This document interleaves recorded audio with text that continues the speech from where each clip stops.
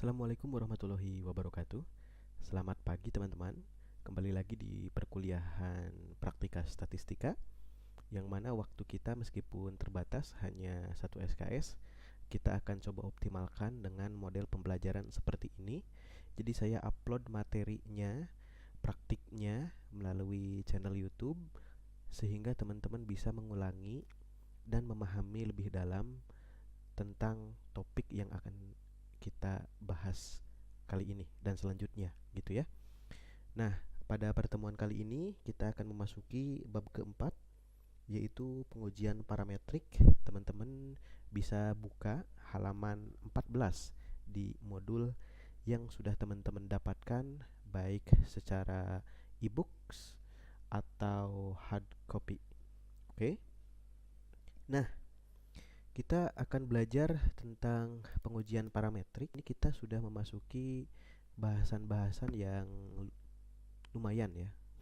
Lumayan, tapi teman-teman bisa mempelajari ini di luar dari modul ya. Jadi kajian-kajian atau tutorial-tutorial ataupun pembahasan-pembahasan pengujian parametrik ini sudah banyak tersebar gitu ya. Jadi jika di buku modul kurang, teman-teman bisa belajar ini dari sumber lain yang terpercaya gitu ya. Pengujian parametrik adalah pada intinya kita akan menguji hipotesis yang dapat diartikan sebagai jawaban sementara atau suatu masalah. Oke, fungsinya untuk menguji kebenaran suatu teori ya. Jadi menguji kebenaran teori itu dapat melalui uji statistika parametrik. Lalu yang kedua adalah memberikan gagasan baru untuk mengembangkan teori dan memperluas pengetahuan.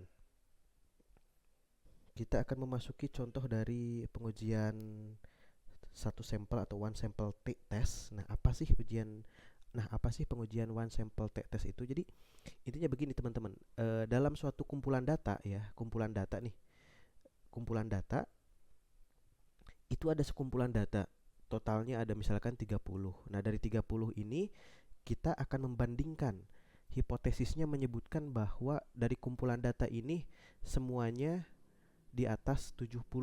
Ya, contohnya misalkan dari hasil tes UTS jurusan manajemen kelas A, hipotesisnya adalah nilai mahasiswanya lebih dari 70. Nah, hipotesisnya lebih dari 70. Apakah benar? Nah, data yang tersaji adalah data 30 orang mahasiswa nilainya. Di sisi lain, teman-teman bisa ngitung secara manual, teman-teman juga bisa ngitung secara statistik menggunakan SPSS. Apakah benar nilai UTS mahasiswa itu 70 atau lebih besar atau lebih kecil? Nah, maka dari itu, fungsi SPSS kali ini adalah untuk membuktikan benar atau tidak dengan hipotesis yang telah diberikan sebelumnya. Uji satu sampel atau one sample t-test adalah salah satu uji dalam analisis data yang melibatkan satu kelompok sampel dan menggunakan distribusi t-student dalam pengambilan keputusannya. Nah, uji ini termasuk dalam uji parametrik. Nah, sehingga memerlukan beberapa asumsi yang harus dipenuhi oleh data sebelum melakukan pengujian. Nah, syarat-syarat pengujian one t-test adalah variabel ujinya kontinu, baik berupa interval maupun rasio. Lalu yang kedua, data sampel terdistribusi normal secara aproksimasi. Jadi data sampelnya sekitaran. Jadi kalau 70 hipotesisnya, maka datanya itu data hasil UTS kan biasanya 50, 60, 70, 80, 90 gitu ya. Nah, nih kita akan buktikan nih apakah rata-ratanya 70 atau lebih besar atau lebih kecil. Nah, yang ketiga, skor-skor pada variabel uji saling bebas satu sama lain. Nah, teman-teman, tujuan dari uji ini pada umumnya adalah untuk menguji apakah terdapat perbedaan statistik secara signifikan antara nilai rata-rata populasi dengan satu nilai konstanta tertentu atau nilai yang dihipotesiskan. Gitu ya. Jadi ada nggak perbedaannya? Nah, hipotesis yang pada uji ini adalah sebagai berikut. Nah, ini rumusnya, rumus teh hitung ya. Kita akan mencoba untuk memahami rumusnya secara dasar. T hitung sama dengan X min mu per S garis miring atau per akar N. Oke. Dan X sama dengan nilai rata-rata sampel, mu sama nilai uji, S sama dengan standar deviasi sampel, N merupakan sampel. Nah, kriteria pengambilan keputusan adalah sebagai berikut. H0 diterima ketika T hitung lebih kecil daripada T tabel. H0 itu adalah hipotesis ya. Nanti kita akan contoh studi kasus agar teman-teman lebih memahami secara real. Terus sebaliknya, jika H0 ditolak ketika T hitung lebih besar dari T tabel. Nah, ini penting nih. Nilai T tabel diambil dari T ataupun dengan menghitung menggunakan SPSS. Oke, ada T hitung, ada T tabel. Jika T hitung lebih kecil daripada T tabel, maka H0 diterima. Jika H0 ditolak, maka T hitung lebih besar dari T tabel. Kembali ke modul. Nah, di sini ada pengujian hipotesis. Nah, hipotesis yang baik selalu memenuhi dua persyaratan. Yang pertama adalah menggambarkan hubungan antar variabel, ya. Adanya T1, T0, variabel X terhadap variabel Y gitu. Lalu yang selanjutnya adalah dapat memberikan petunjuk bagaimana pengujian hubungan tersebut. Nah, realnya seperti apa? Hipotesis perlu dirumuskan terlebih dahulu sebelum dilakukan pengumpulan data. Jadi, hipotesis kan merupakan jawaban sementara nih. Nah, nanti kita akan studi kasus di bawah. Ini disebut hipotesis alternatif atau hipotesis kerja atau HK atau H1. Nah, hipotesis kerja atau H1 merupakan kesimpulan sementara dan hubungan antar variabel yang sudah dipelajari dari teori-teori yang berhubungan. Nah, untuk pengujian H1 perlu ada membanding ya. Perlu ada pembanding, yaitu hipotesis 0 atau H0. Disebut juga sebagai hipotesis statistik ya, karena digunakan sebagai dasar pengujian. Nah, langkah atau prosedur untuk menentukan menolak hipotesis, menolak atau menerima hipotesis statistik disebut pengujian hipotesis. Jadi, yang sekarang kita akan uji itu adalah uji T ya, dan dalam bentuk yang masih sederhana. Kita akan langsung saja ke contoh ya. Tapi sebelum itu ini ada ciri-ciri ya. Statistika parametrik dan non parametrik. Di sini adalah distribusinya harus normal kalau parametrik. Skala pengukuran interval dan rasio, jumlah sampel lebih dari 30. Kita akan coba menggunakan one test sample ya. Nah, kita akan coba studi kasus. Teman-teman, di sini uji one sample test berlaku pada satu sampel yang bisa dipakai untuk menguji apakah data sebuah sampel yang diambil menunjukkan hipotesis yang menyatakan bahwa populasi asal sampel mengikuti suatu distribusi yang telah ditetapkan. Nah, ini tolong dipahami ya teman-teman ya.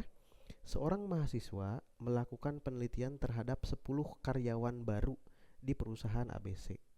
Nah, ini karena masih mini riset ataupun studi kasus, maka sampelnya masih 10 untuk tujuan simplifikasi data. Jadi mahasiswa nih melakukan penelitian terhadap 10 orang karyawan baru di perusahaan ABC. Mahasiswa tersebut ingin mengetahui apakah rata-rata waktu kerja mereka untuk tiap pekerjaan dalam sehari sudah sesuai dengan harapan perusahaan atau belum. Nah, diketahui rata-rata prosedur waktu melakukan suatu pekerjaan adalah 250 menit. Nah, ini hipotesisnya nih yang perlu diingat. Jika ada pernyataan seperti ini, maka teman-teman harus mulai aware bahwa ini itu adalah pernyataan hipotesis yang mana asumsinya adalah 250 menit. Nilai rata-rata prosedur waktu melakukan pekerjaan. Nah, di bawah ini adalah data dari 10 karyawannya. Oke. Di sini ada responden, di sini ada waktu kerja, ya. Ini adalah data nama, ini adalah data waktunya. Nah, dari data di atas, analisisnya dengan tingkat signifikansi 5%. Nah, jadi diketahui asumsi hipotesisnya adalah 250 menit. Ya, terus di sini ada data penelitiannya, responden dan waktu kerja, dan yang terakhir adalah tingkat signifikansinya 5%. Oke, sampai sini ada pertanyaan? Jika ada pertanyaan silahkan tuliskan di kolom komentar. Kalau tidak, kita akan lanjut untuk mengolah data ini. Ya, untuk mengolah data ini melalui SPSS. Silahkan buka SPSS-nya.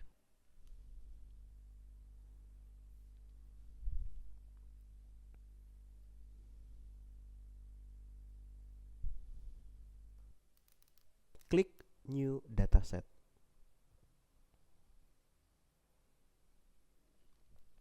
Oh, ada data view, ada variable view. Nah, kita set dulu variable view-nya. Yang pertama adalah variabel nama. Yang kedua adalah waktu kerja. Oke. Nah, dilihat kalau nama kan bukan numerik ya. Nah, ini di sini diubah dulu. Klik titik-titik ini dan ubah datanya menjadi string. Oke. Nah, variabel waktu kerja ini baru numerik nih. Oke. Kalau datanya kan dalam bentuk menit, jadi tidak perlu angka di belakang koma kan. Karena bukan desimal, maka desimalnya dibuat menjadi 0. Oke. Di sini ada alignment, left atau right.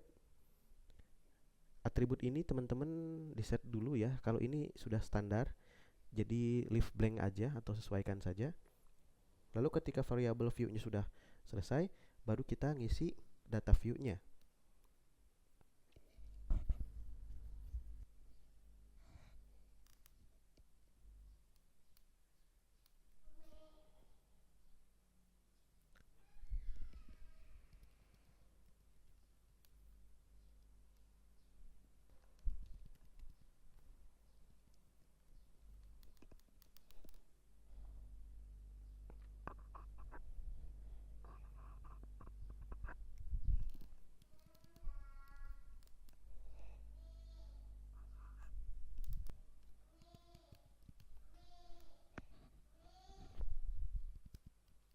Oke, jika datanya sudah diisi semua, silahkan klik Analyze dan Compare Min.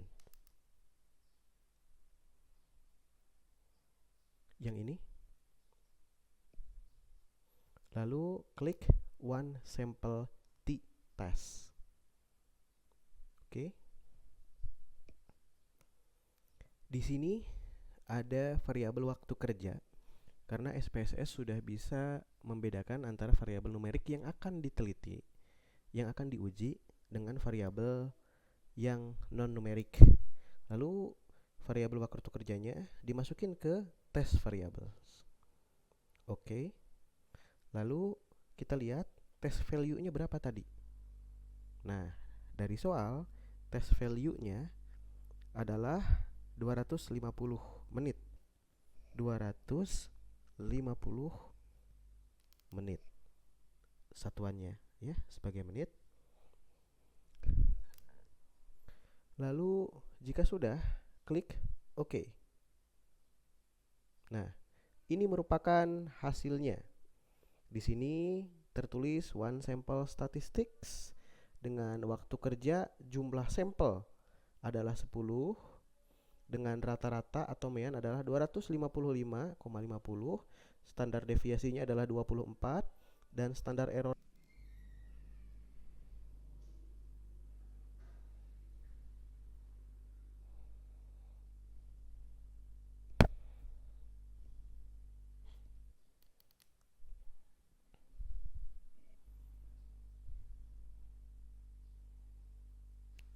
Nah, sementara itu ini merupakan one sample testnya dengan test value 250.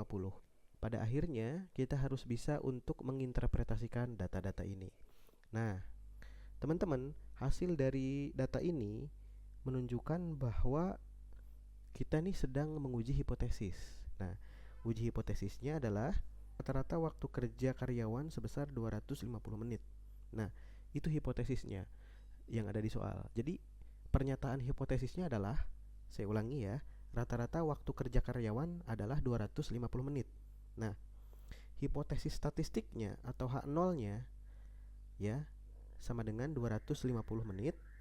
Nah, sementara hipotesis 1 atau H1 tidak sama dengan 250 menit. Jadi kalau hasil perhitungan ini sama dengan 250 menit ya, atau sama dengan hipotesis itu yang dirumuskan, maka hipotesis H0 akan diterima. Kalau nggak sama berarti H1 atau mu-nya tidak diterima. Nah, menentukan tingkat signifikansi dan daerah penerimaan atau penolakan dengan alfa sama dengan 5%. Nah, tadi kan standarnya 5%, maka terima H0 jika p-value sig lebih besar dari alfa. Nah, p-value sig ini adalah sig2 tilde 4.489. Nah, ini tuh apa? Bagaimana cara membacanya? Jika H0 diterima, maka p-value-nya itu harus lebih besar dari alfa.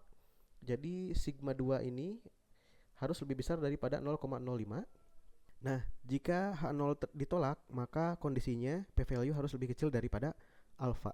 Nah, langkah-langkahnya adalah ini nih, sudah kita lakukan dengan output rata-rata sampel.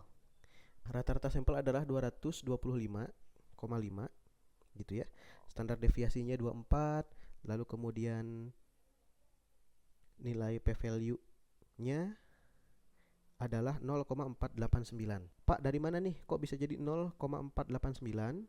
Sementara alfa ya, alfa yang tadi dijadikan sebagai patokan itu menjadi 0,05 per 100. Jadi 5% menjadi 0,05 dan ini menjadi 0,489.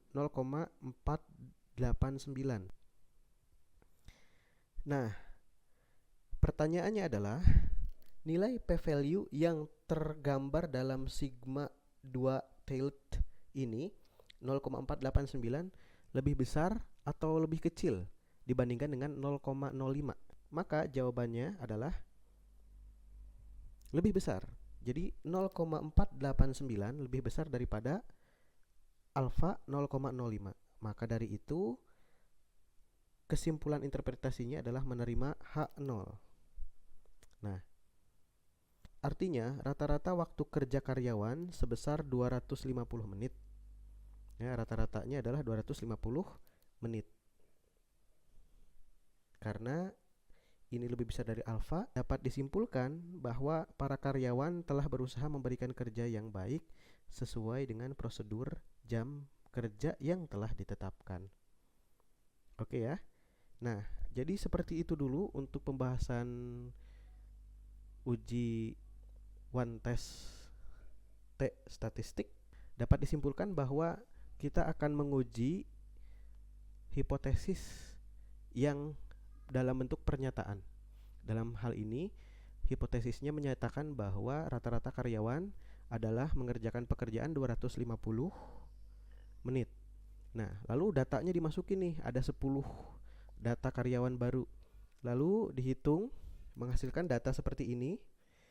Jumlah sampel, rata-rata, standar deviasi, dan standar error. Lalu kemudian uji one sample test dengan memasukkan test value 250. Pernyataan hipotesisnya. Maka dari itu didapatkan data seperti ini. Di sini ada sig2 tail 489 ya. Sama dengan 0,489 dibandingkan dengan 0,05. Maka dari itu 0,489 lebih besar daripada 0,05 dan hasilnya hipotesis 0 diterima dengan sama dengan 250 menit untuk rata-ratanya. Oke, sampai sini jika ada pertanyaan silahkan tuliskan di kolom komentar. Saya akan berikan latihan soal di bawah ini ya, dan dikumpulkan pada waktu yang akan ditentukan. Jangan lupa isi kolom kehadiran, dan jika ada pertanyaan tuliskan hanya di kolom komentar YouTube. Sampai jumpa di pertemuan selanjutnya. Terima kasih. Assalamualaikum warahmatullahi wabarakatuh.